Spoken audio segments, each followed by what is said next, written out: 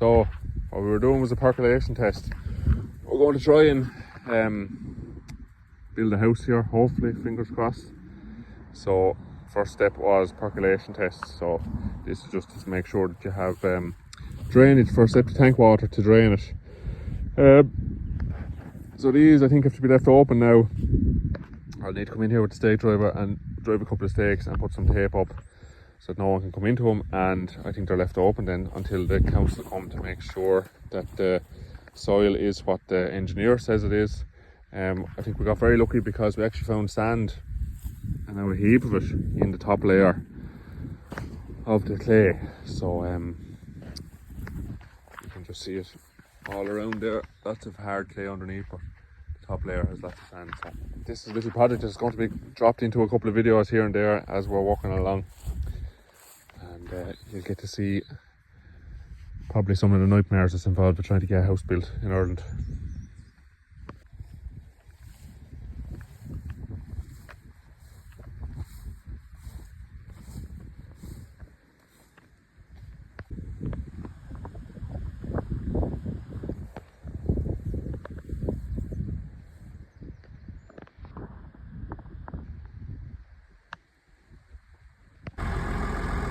Now we're up here feeding bales now. My helper is still here. We haven't killed him yet. But I want to measure this field because it's after growing really well in the last few days. So we'll see what's on it. Hopefully we'll actually get away with 3 bales and not 4. Let's see. So we measured it there. What's on it? Was 600, now it's 1100. That's 500 in 4 days.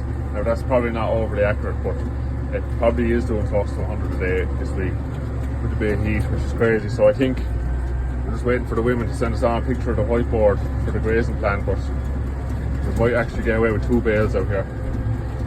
It'd be unreal.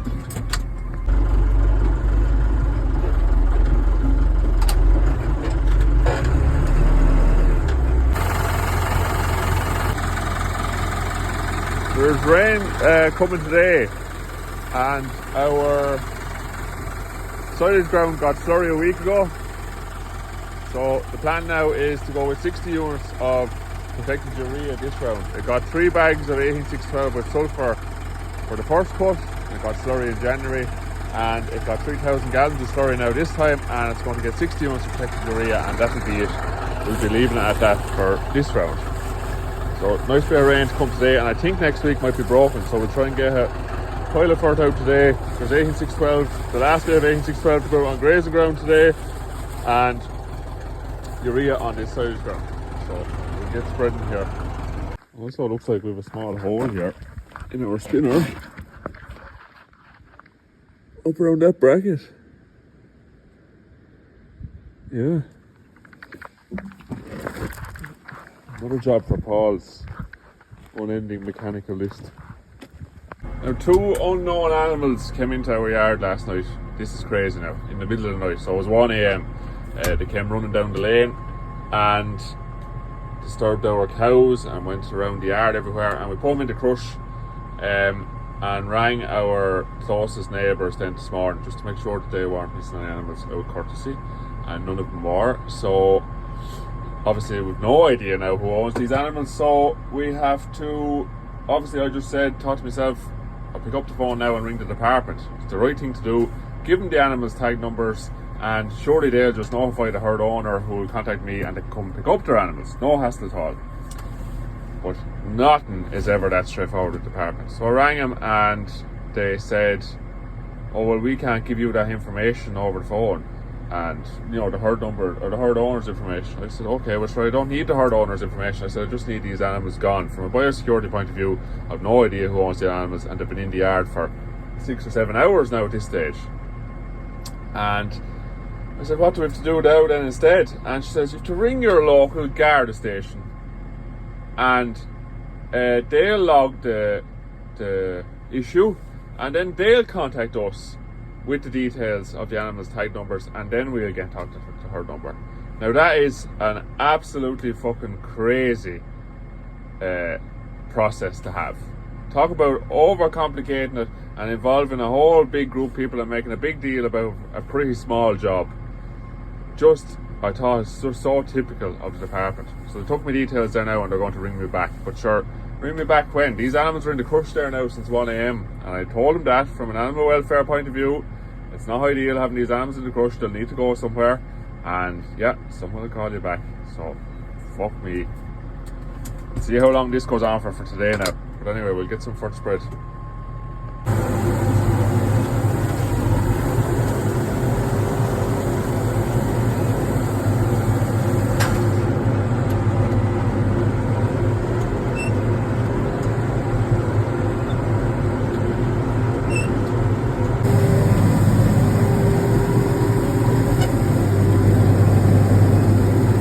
Field of red clover silage that we put in a few years ago. Let's talk about it. So I'm here to explain about red clover silage.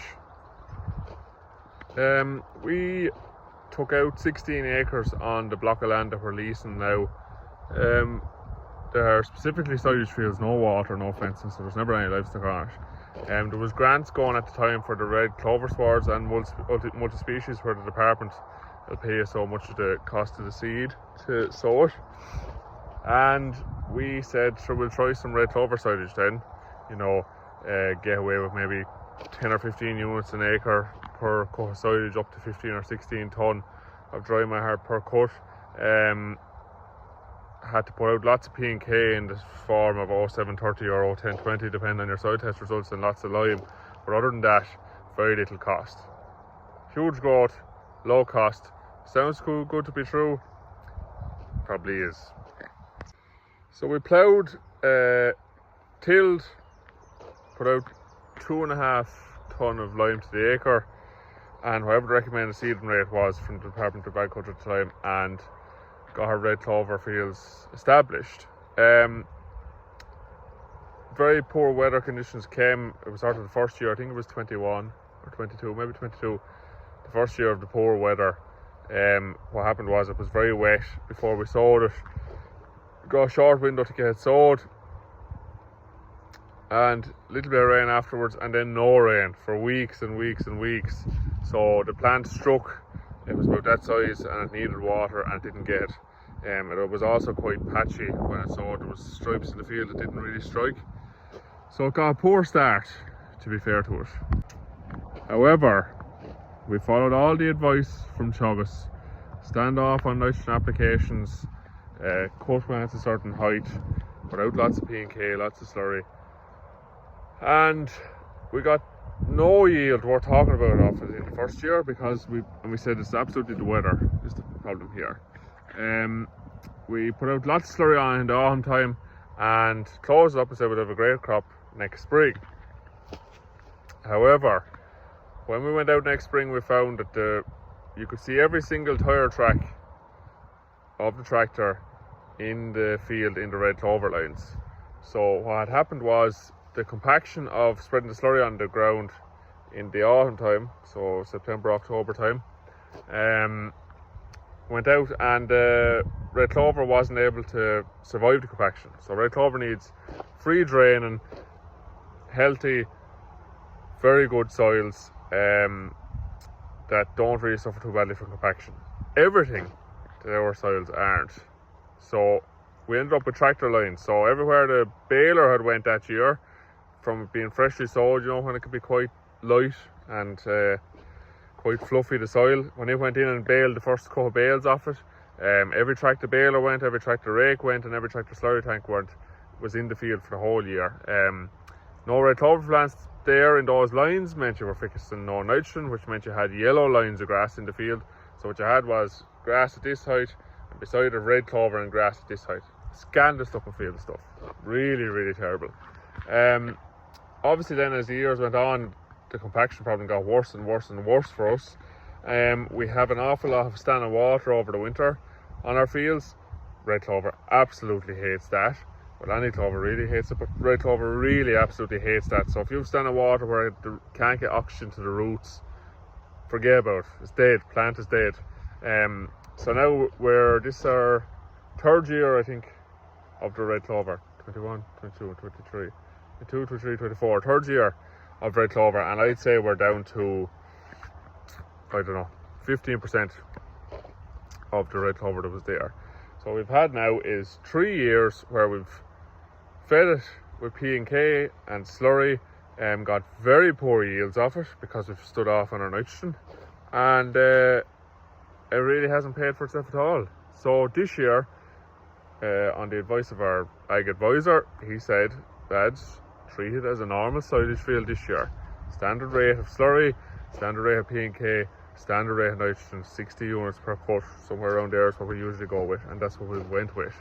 And this year, maybe, just maybe, it might pay for itself. The only problem now is that it was a department recommended mix, and I don't like the grass seed mix that they put in with the red clover. So I don't know, long term, is the red clover silage going to last at all? Or I mean the fields in general. To me now, they'd want to be sprayed off and reseeded, if not next year, definitely the year after. So on the one hand, we're putting in this multi-species stuff in order to try and help the environment, reduce our carbon emissions by reducing our fertilizer inputs. But now if you turn around and drive up and down with big machines and tractors and ploughs and burn diesel and go in every 5 years, is that what they want us to do? Low yields of silage, so if you were relying on it to feed your herd of cows, you'd have to feed 2 tonne of meal to fill the gap. So I don't know, like a lot of this green agenda, it's not making sense on the ground to the farmer who has to carry it on their shoulders, unfortunately. But anyway, that's the red clover rant over.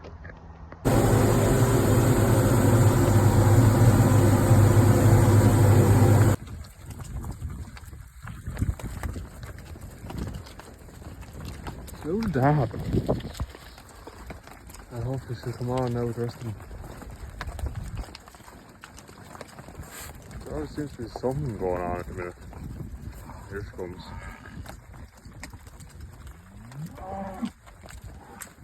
Must be the weather or something. They're all over the place. Every batch of animals. Something wrong with him. Out. What? Yeah, that's what I thought you were doing.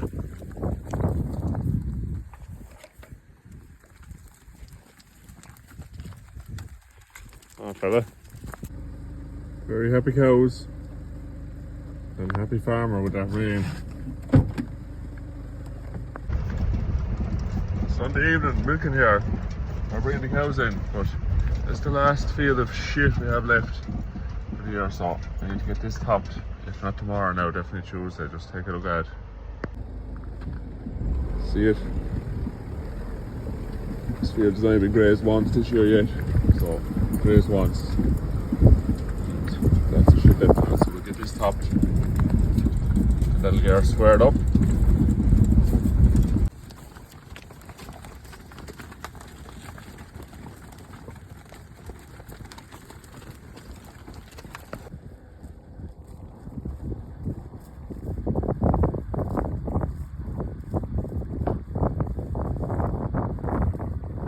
Cows are coming in here tomorrow for the first time this year on this reseed that I made a video about there a couple of weeks ago, and how much of a mess it was. But look at that, the seed for cows. Unreal stuff. No silage out here neither. Finally this field looks like what we planned it to look like a couple of years ago. Growth looks good, so we'll see how it's doing in the grass walk tomorrow, but a couple of docks there, and we might spray after second round, or maybe they'll go over it, we'll have to see. But Jesus, it'll nearly be gone away on by the time to get to the bottom of it. But, super stuff. Abergain, Aberchoice and Aston Energy in here.